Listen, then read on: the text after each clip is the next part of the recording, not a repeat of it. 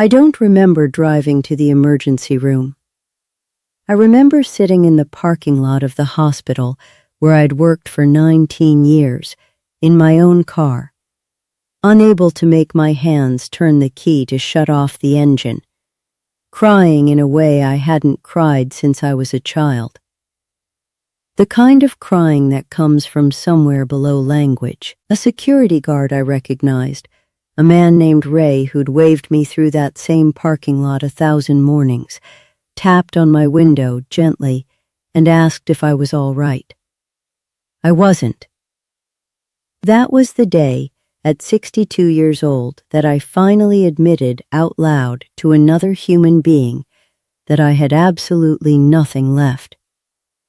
I want to tell this story honestly, because I think too many stories about starting over in a new country skip the part that actually made the new start necessary, and I don't want to skip it.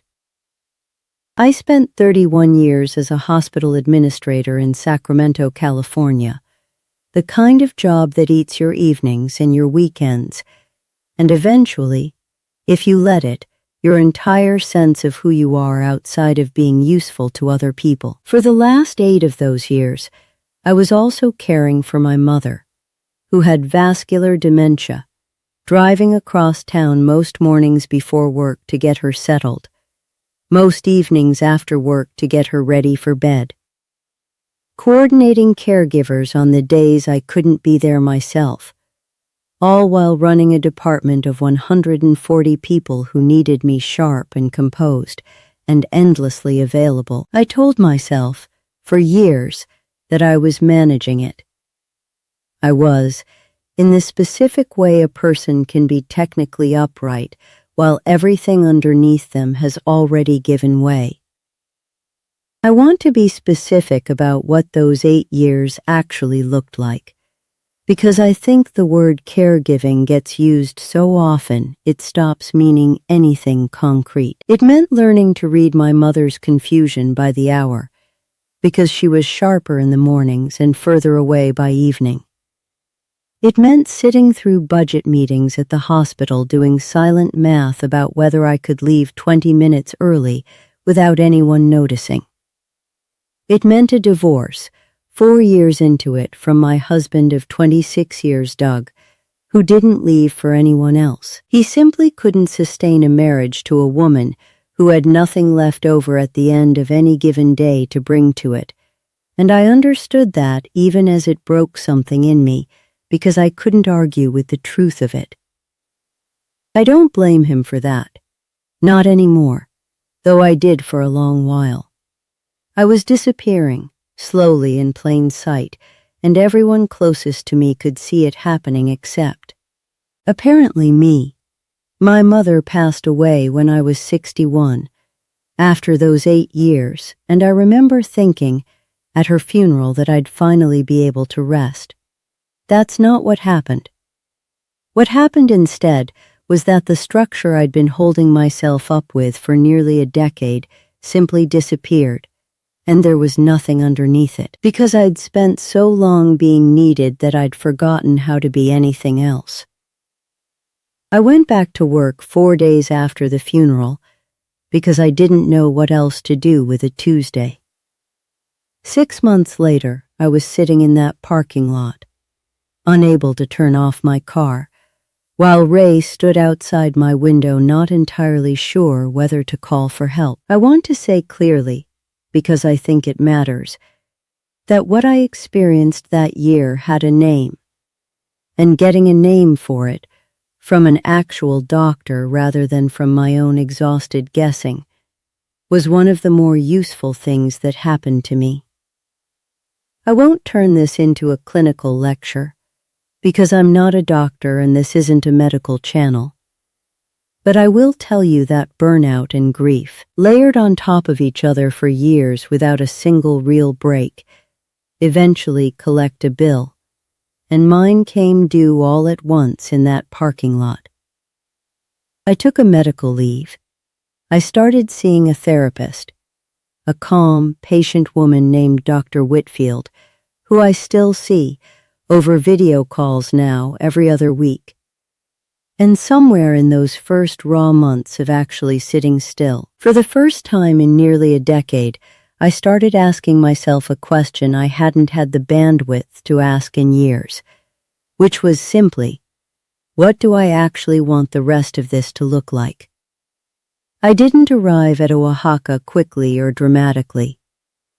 It came, if I'm honest, through a documentary I watched on one of those long, empty afternoons during my leave, about Day of the Dead traditions in the villages around Oaxaca City. The marigolds and the altars, and the specific, unguarded way an entire culture there seems to hold grief.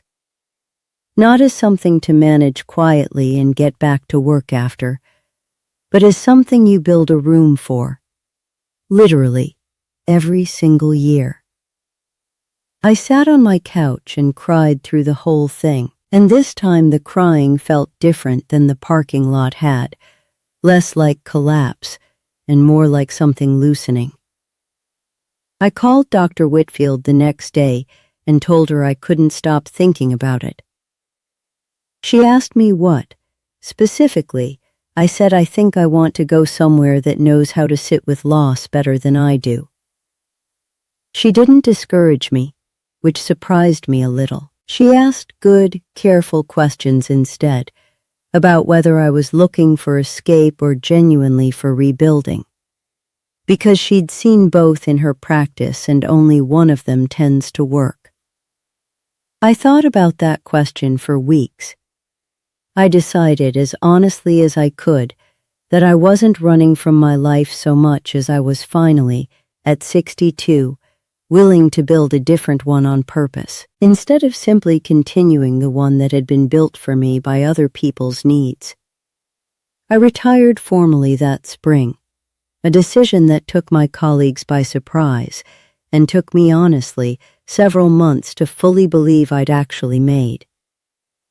I sold my house in Sacramento, the same house I'd lived in for 22 years, gave away or donated most of what filled it, and flew to Oaxaca City that October for a 6-week trial stay, alone, in a small rented room near the Santo Domingo Church, telling my 2 sons, both grown and settled with their own families in Portland and Denver, that I needed to see if this was real before I made any promises to anyone, including myself. Those 6 weeks were not gentle, and I don't want to pretend they were. I cried more in my first 10 days in Oaxaca than I had in the entire previous year, which Dr. Whitfield on our video calls told me was not a setback, but actually the whole point. That I'd finally landed somewhere with enough stillness for the grief I'd been outrunning to finally catch up with me.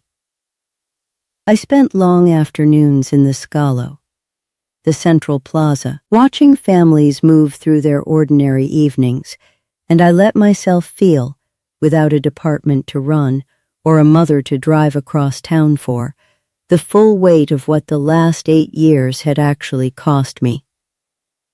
It was the hardest 6 weeks of my life, and somehow, at the same time, the first 6 weeks in nearly a decade where I wasn't performing being fine for anyone. I found my way, almost by accident, into a weaving workshop in the second week, run by a woman named Soledad in the nearby village of Teotitlán del Val, famous for its textile tradition passed down through families for generations. I'd gone on a whim, one of those day trips advertised on a corkboard near my rented room, and ended up sitting at a loom for the better part of an afternoon, learning the most basic possible pattern, my hands clumsy and slow, Soledad patient in a way that reminded me oddly of the way I used to try to be patient with my mother in her last years, except this time someone was extending that patience to me. I went back the following week, and the week after that. By the end of my 6 weeks, I could produce a small, uneven, entirely imperfect woven placemat that I still have, framed, on the wall of the home I eventually made there, not because it's good, but because it was the first thing I'd made with my own hands in longer than I could remember that wasn't in service of anyone else's need. Soledad's workshop sat behind her family's house, a room with 3 looms that had belonged in turn to her grandmother, her mother, and now her, and I remember asking her, that first afternoon, how long it had taken her to learn the craft properly. She laughed and said she was still learning it, 30 years in, and that the loom didn't care how administratively senior I'd once been back in California. It only cared whether my hands were paying attention. I found that oddly restful, the idea that I could be a genuine beginner at something again, with absolutely nothing riding on my competence, for the first time since I was perhaps 9 years old. I flew home to Sacramento at the end of that trial stay with a clarity I hadn't expected. I called my sons, told them what I'd decided, and braced for the same worried resistance I imagine a lot of you have heard from your own families. My older son, Michael, asked mostly practical questions: healthcare, safety, how often I'd visit. My younger son, David, was quieter and admitted a few days later that he'd been more worried about me during my breakdown than he'd ever told me. That watching his capable, unshakable mother fall apart had frightened him in a way he hadn't had words for at the time, and that if Oaxaca was where I'd started coming back from that, he wasn't going to be the one standing in the way of it.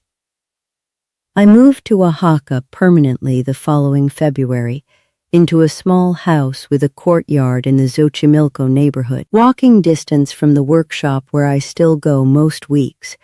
And I want to tell you honestly that the rebuilding wasn't a single dramatic turn, but hundreds of small, unglamorous ones stacked over months. Learning to shop at the Mercado Sniches Pascuas, where a vendor named Doa Elena sells the best tlayudas in my neighborhood and has, over the past year and a half, become something between a friend and an adopted aunt, always asking after my sons by name.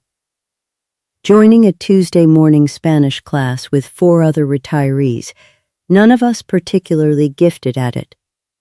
All of us laughing our way through verb conjugations together. Continuing therapy with Dr. Whitfield over video calls, because rebuilding a life doesn't mean abandoning the tools that helped you survive breaking one, and I want to say that plainly for anyone watching who worries that healing somewhere new means healing alone. I built a routine, slowly, out of pieces that had nothing to do with being needed by anyone. Wednesday mornings at the market with Doa Elena, Thursday afternoons at Soledad's loom. A standing coffee on Sundays with 2 other American women I met through the Spanish class, Carol and a woman everyone calls Birdie, both widowed, both landed in Oaxaca a few years before me, who between them have taught me more about the practical business of building a life here. Which pharmacy to trust, which mechanic won't overcharge an American, than any forum post ever could. None of these things, on their own, sound like recovery. Together, over 18 months, they became the scaffolding of an actual life, the kind I hadn't had, if I'm honest, in longer than the 8 years of caregiving alone. I think, looking back, I'd stopped having a life of my own sometime well before my mother got sick, and simply hadn't noticed the absence until Ray tapped on my car window, and I had nothing left to hide it with. If any of you have had your own version of that parking lot, the moment everything you'd been holding up finally gave way, I want you to comment below and tell me what that moment looked like for you. Because I read every single one, and I think a great many of us have been quietly carrying more than we ever let anyone see. My first day of the dead in Oaxaca, that November, undid me completely, in the good way. Doa Elena invited me to help build an altar, an ofrenda for her late husband, and I stood in her small courtyard arranging marigolds and photographs and his favorite foods with her, crying openly, unhurried, surrounded by people who understood grief, not as something to manage privately in a parking lot, but as something you set a table for, every single year, in public, together. I thought about my mother that whole evening, about the 8 years I'd spent caring for her, and the way I'd never once, in all that time, given myself a proper place to grieve what I was slowly losing while I was still losing it. I built a small corner of my own altar that year for her, my first one, and it felt less like an ending and more like something I should have started years earlier. My monthly expenses here settle around $1,600, the house, groceries mostly from the market, my weaving supplies, occasional trips out to the villages, comfortably covered by my pension and Social Security together. With enough left over that I helped fund Soledad's workshop last year when she wanted to expand her loom space for the younger weavers she's training. I've started selling a few of my own pieces, nothing that supports me, but enough that Soledad now introduces me, with what I suspect is genuine pride, as her most stubborn student. David visited this spring, and I watched him do the thing I think most of our adult children do when they finally see the life for themselves, instead of hearing about it secondhand, which is quietly recalibrate everything they'd been bracing for. He met Doa Elena, who fed him more than any human should eat in a single sitting. He sat with me at the loom for an hour, produced something even more uneven than my own first attempt, and laughed about it the way I'd needed someone in my family to laugh with me about something in longer than I could remember. I introduced him to Carol and Bertie over Sunday coffee, and watched him watch me exist inside a whole web of relationships he hadn't built and hadn't worried into being for me. Which I think, more than the house or the courtyard or the weaving, was the thing that finally convinced him this wasn't a temporary escape, but an actual life. On his last night, sitting in my courtyard, he said, "Mom, I think this is the first time since Grandma died that you've actually looked rested." I told him it was the first time I actually was. I had a breakdown at 62. I'm not going to tell you it was a blessing in disguise, because I don't think it was a disguise at all. It was simply a body and a mind that had carried more than either could hold for far too long, finally saying so, in a hospital parking lot, in the only language they had left. What I will tell you is that the breakdown wasn't the opposite of the life I have now. It was the door. I walked through it slowly, with a lot of help, a great deal of therapy, and a woman named Soledad who taught me to weave imperfect placemats with more patience than I think I'd ever shown myself. I think about Ray sometimes, the security guard from the hospital, though I never saw him again after that day, since I resigned before my leave officially ended and never went back to clean out my office in person. I hope, wherever he is, that someone has knocked on his window when he needed it too. Because I've come to believe that most of us are walking around either just before or just after our own version of that parking lot, and the only real difference is whether anyone happens to notice in time. I didn't have anyone notice, not really, not until I noticed myself, which I understand now is its own particular kind of hard-won luck, because plenty of women my age never get the chance to fall apart quietly enough to put themselves back together on their own terms. I think about that too, the privilege embedded in even being able to tell this story the way I'm telling it, and I don't take it lightly. I don't know if I would have found my way to Oaxaca without falling apart first. I only know that I did fall apart, and that Oaxaca is where I finally learned what putting myself back together on my own terms actually felt like. Some evenings, I sit in my courtyard with a cup of mezcal Doa Elena's cousin makes in small batches, listening to the particular quiet of a Xochimilco evening, and I think about the version of myself who couldn't turn off her own car engine, and I don't feel far from her exactly. I feel connected to her. The way you feel connected to someone you've forgiven completely. She got me here. She just didn't know in that parking lot that here was even a place that existed yet. I'm Karen Evans. Thank you for listening to Women Choose Mexico.